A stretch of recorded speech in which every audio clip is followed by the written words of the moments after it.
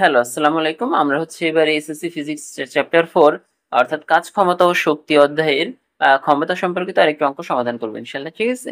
তো দেখো, আমাদের এই অঙ্কে বলা হয়েছে কি একটি বৈদ্যুতিক পাম্পের দক্ষতা হচ্ছে 60%। এটি 15 মিটার উচ্চতায় পানি তোলে। যদি মিনিটে 360 কেজি হারে পানি সরবরাহ করা হয়, তাহলে পাম্পের ক্ষমতা কত?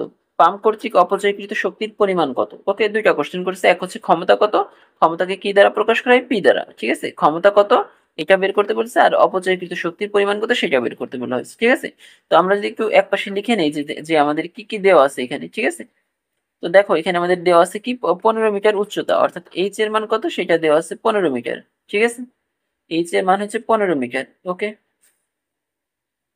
এরপরে বলা হয়েছে যদি মিনিটে, মিনিটে বলতে আমরা তো বুঝতেই পারতেছি মিনিটে মানে কি, মিনিটে বলে দিচ্ছে মানে প্রতি মিনিটে, অর্থাৎ কত 60 সেকেন্ড, এটা আমাদেরকে দেওয়া আছে। ওকে, আর এরপরে বলা হয়েছে কি 360 কেজি হারে, অর্থাৎ এম যেটা, এম এর মান হচ্ছে 360 কেজি।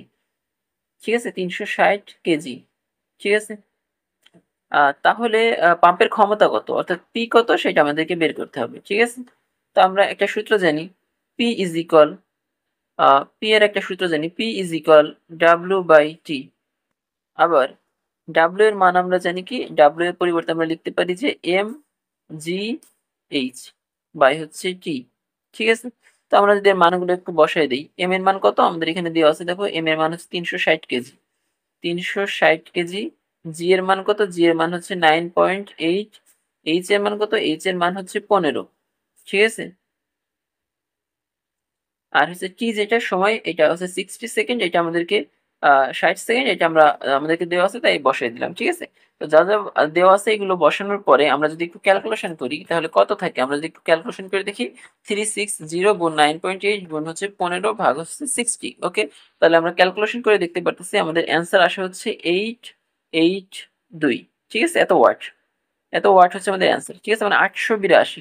ঠিক আছে, এত ওয়াট হচ্ছে আমাদের অ্যান্সার। ক্ষমতা কত, ক্ষমতা হচ্ছে এত। ওকে, আর এরপরে বলছে কি যে পাম্প কর্তৃক অপচয়কৃত শক্তির পরিমাণ কত। প্রথম লাইনে দেখো দেওয়া আছে একটি বৈদ্যুতিক পাম্পের দক্ষতা হচ্ছে 60%, মানে 60% তার দক্ষতা, অর্থাৎ তার যেই মোট যেই শক্তি, ঠিক আছে, সেই শক্তির 60% সে কাজে লাগাতে পারে। ওকে, এখন যদি সে 60% কাজে লাগাতে পারে, তাহলে অপচয়কৃত, এখানে কি বলছে আমাদের, অপচয়কৃত শক্তির পরিমাণ কত, তাই না?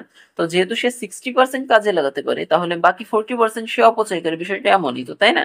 তাহলে তোমরা কিভাবে লিখবা যে অপচয়কৃত শক্তির পরিমাণ, অপচয়কৃত শক্তির পরিমাণ ইজ ইকুয়াল, আমি লিখলাম না বাংলায় ওইটুকু। ঠিক আছে, তো অপচয়কৃত শক্তির পরিমাণ ইজ ইকুয়াল মোট কতটুকু, মোট তার কাজের পরিমাণ কত, 100%, তার থেকে সে কাজ করতে পারে কত, 60%।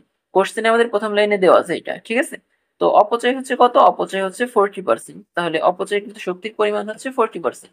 ওকে, তো এটা হচ্ছে আমাদের দ্বিতীয় অ্যান্সার, অর্থাৎ অপচয়কৃত শক্তির পরিমাণ হচ্ছে 40%।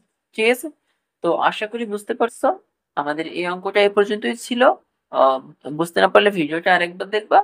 আহ, তো এ পর্যন্তই, সবাইকে ধন্যবাদ।